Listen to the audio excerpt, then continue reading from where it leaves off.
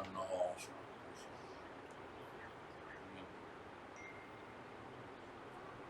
بالله من الشيطان الرجيم بسم الله الرحمن الرحيم الحمد لله رب العالمين والصلاة والسلام على خير خلقه محمد وآله الطيبين الطاهرين واللعن الأبدي على أعدائهم أجمعين. اچھا جی، ہم نے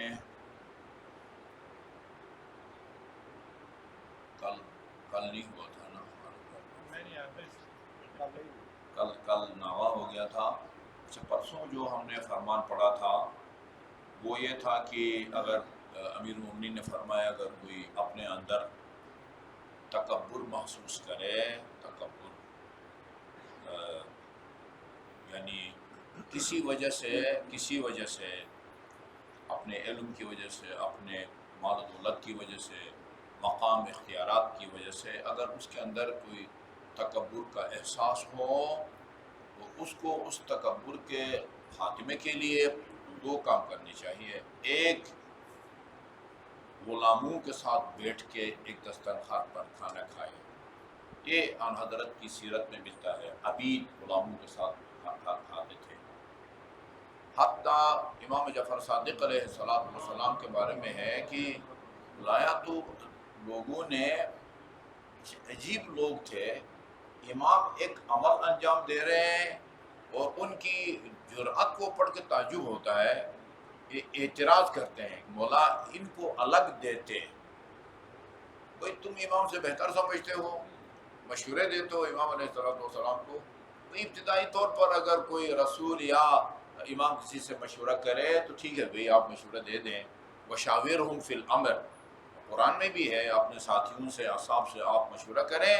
فَإِذَا عَزَمْتَ فَتَوَكَّلْ عَلَى اللَّهِ، اب جب آپ ایک پختہ ارادہ کر لیتے ہیں، پکا فیصلہ، پھر خدا کی ذات پر بھروسہ کریں.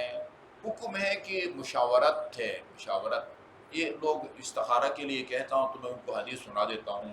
حدیث میں ہے کہ مشورہ استخارہ سے بہتر ہے.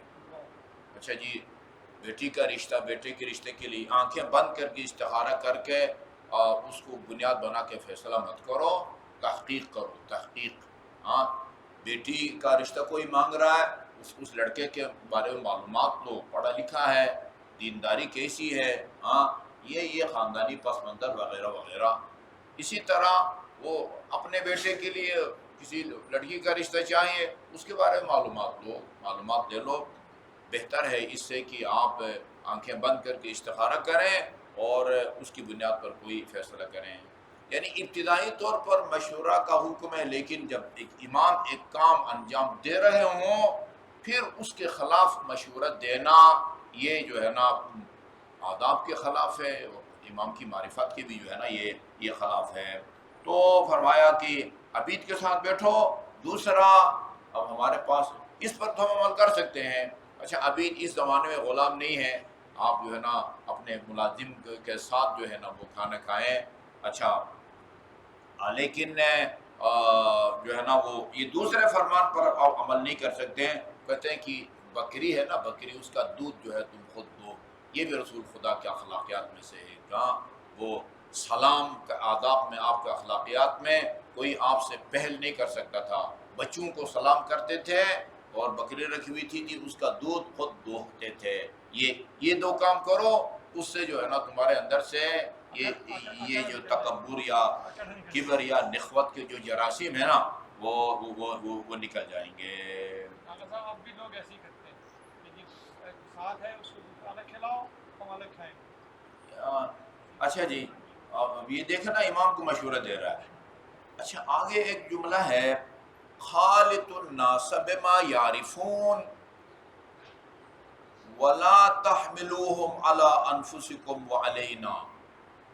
میں اس کا لفظی ترجمہ کرتا ہوں، آپ بھی سوچیں کہ امام اصل میں کیا کہنا چاہتے ہیں. میں نے سوچ کے جو سمجھا ہے وہ آپ خدمت میں عرض کرتا ہوں. یہ ہمارا جو ہے نا وہ ویڈیو اس کی بن رہی ہے.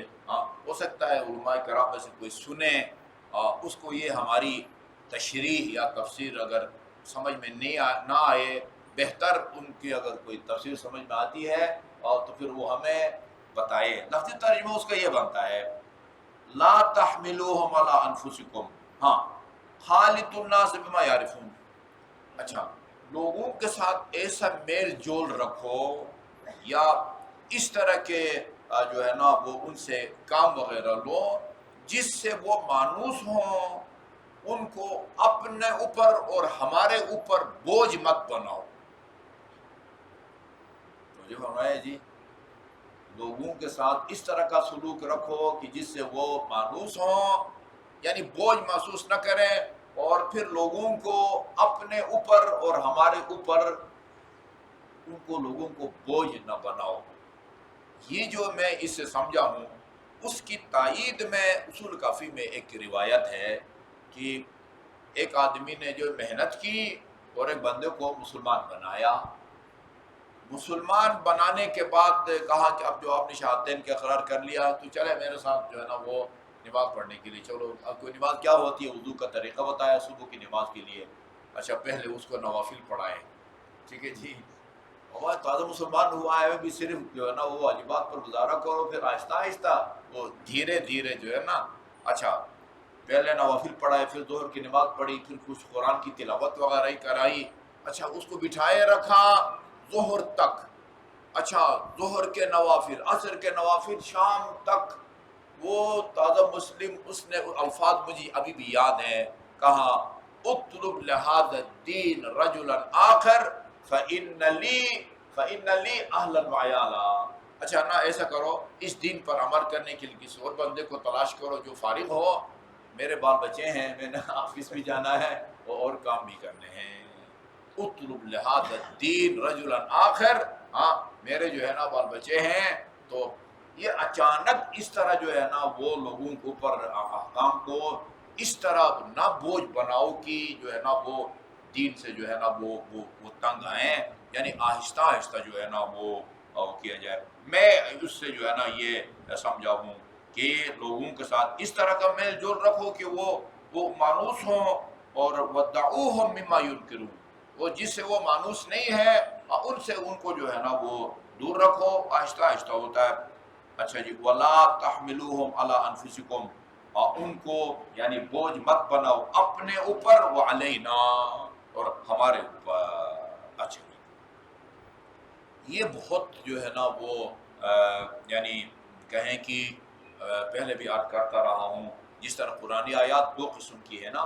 بعض محکم ہیں یعنی کہ ان کا مطلب آسانی سے سمجھ میں آ جاتا ہے. ایک ہر عربی دان اس کا مطلب سمجھ جاتا ہے.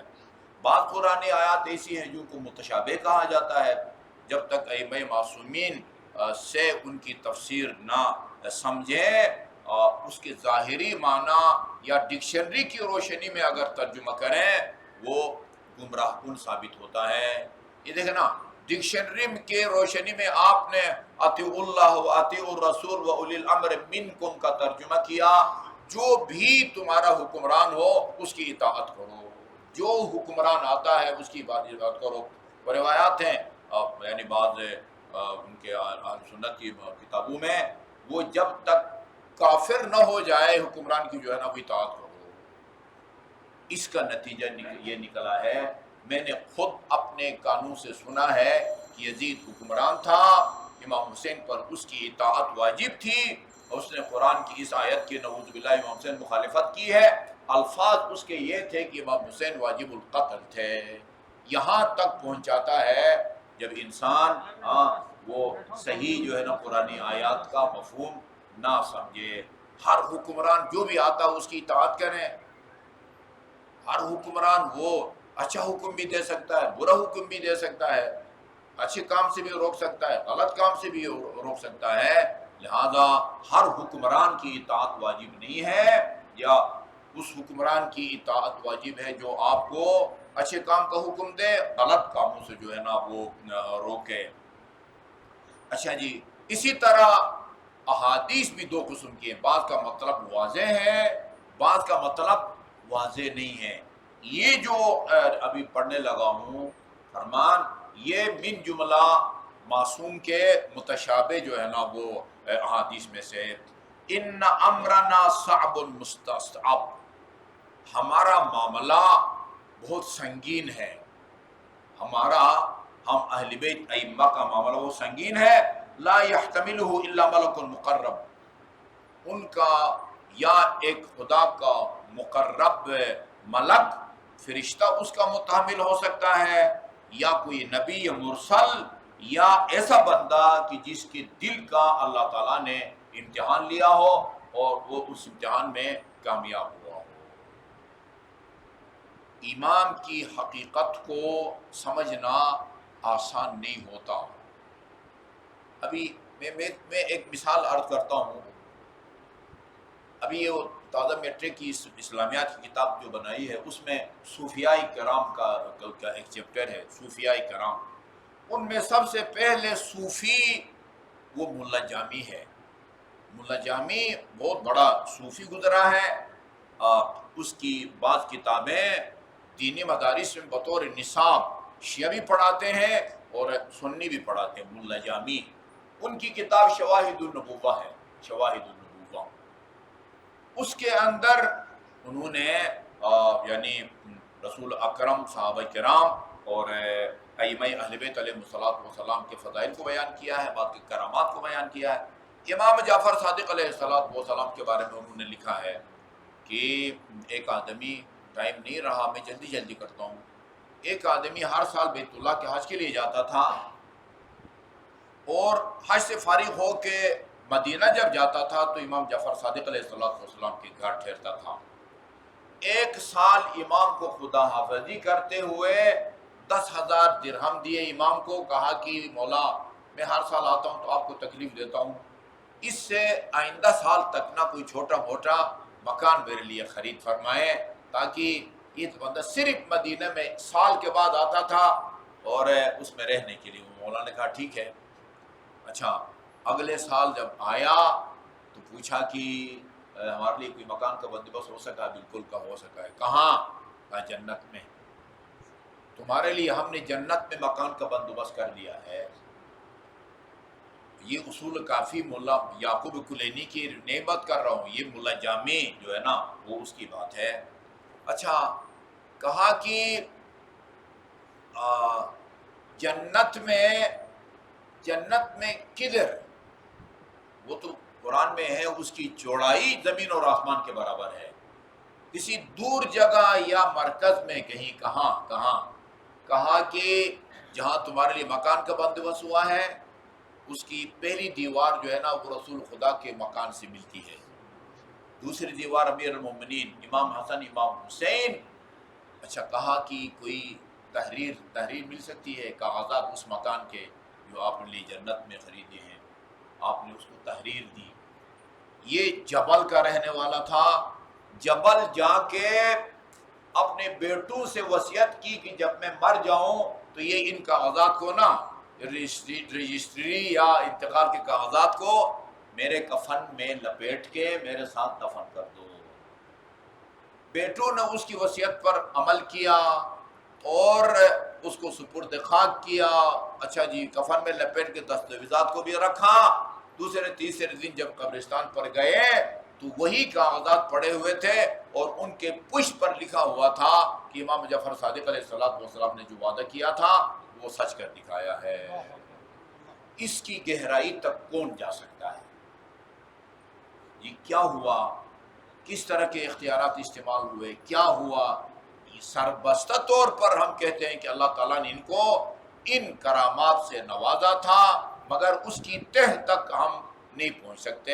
یہاں تک ملا جامی نے لکھا ہے، ہماری کتابوں میں لکھا ہوا ہے کہ امام نے یہ رقم مدینہ کے غریب اولاد فاطمہ میں تقسیم کیا تھا۔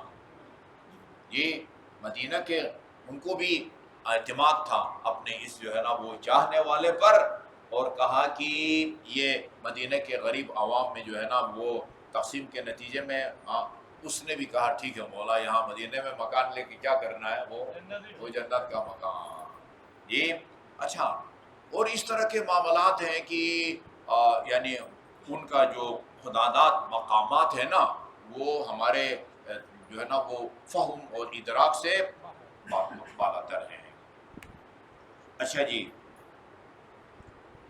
اذا وسوس الشیطان الی احدکم یہ بہت سوال کیا جاتا ہے، ٹیلی فون کے ذریعے بھی سوال کیا جاتا ہے، اچھا بالمشافہ بھی سوال کیا جاتا ہے، لائیو پروگرام میں جو ہے نا وائس میسیج کے ذریعے بھی لوگ پوچھتے ہیں، ٹیسٹ پتہ نہیں وہ اس کے ذریعے بھی پوچھتے ہیں کہ وسوسے آتے ہیں نا، تو برے خیالات آتے ہیں، فرمایا اذا وسوس الشیطان الی احدکم فلیتعوذ باللہ، اگر شیطان جو ہے نا وہ غلط وسوسے تمہارے دل میں ڈالتا ہے، فلیتعوذ باللہ، پہلے تو اعوذ باللہ من الشیطان اللعین الرجیم کہے، اور اس کے علاوہ ولیقل، اور یہ دعا پڑھے، آمنت باللہ وبرسولہ مخلصا لہ الدین، یہ جملہ پڑھے، آمنت باللہ وبرسولہ مخلصا لہ الدین۔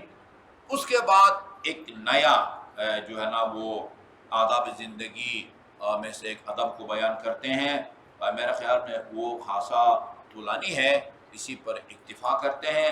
اس میں بتایا گیا ہے کہ بتایا امیر المومنین نے کہ اگر تم کوئی نیا سوٹ سلاتے ہو نا تو اس کو پہننے سے پہلے کیا کیا دعائیں پڑھنی چاہیے، کہ جب تک یہ لباس تمہارے بدن پر ہوگا تم گناہ سے محفوظ رہو گے، وہ انشاءاللہ پھر کل عرض کروں گا۔